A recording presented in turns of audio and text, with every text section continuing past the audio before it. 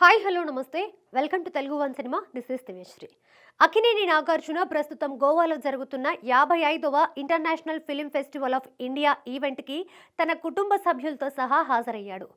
అక్కడి red carpet పై సతీమణి అమల, కొడుకు నాగ చైతన్య, కాబోయే కోడలు శోభితాతో నడిచి అభిమానులకి కనువిందును కూడా కలిగించాడు. ఇక ఈ ఈవెంట్ పై ఏఎన్ఆర్ ఎవర్ గ్రీన్ చిత్రాల్లో ఒక్కటైన దేవదాసు చిత్రాన్ని ప్రకటించడమే కాకుండా celebrating the life and works of Akkineni పేరుతో ఒక ప్రోగ్రామ్ ని కూడా ఏర్పాటు చేశారు. అందులో అక్కినేని బయోపిక్ గురించి చర్చకు వచ్చింది. అప్పుడు నాగార్జున మాట్లాడుతూ, నాన్నగారి బయోపిక్ గురించి ఎప్పుడు చర్చ జరుగుతూనే ఉంటుంది, కాకపోతే దాన్ని సినిమాగా కంటే డాక్యుమెంటరీగా తెరకెక్కిస్తే ఉపయోగం అనేది నా నమ్మకం. ఎందుకంటే ఆయన జీవితాన్ని సినిమాగా రూపొందించాలంటే చాలా కష్టం.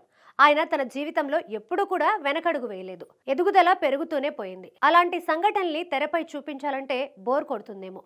సినిమా అనగానే ఒడిదుడుకుల్ని కూడా చూసుకోవాల్సి ఉంటుంది. ఆ విధంగా చూపిస్తేనే సినిమా బాగుంటుంది. అందుకే ఆయన జీవిత కథల్లో కొన్ని కల్పితాలు జోడించి డాక్యుమెంటరీగా రూపొందించాలని చెప్పుకొచ్చాడు.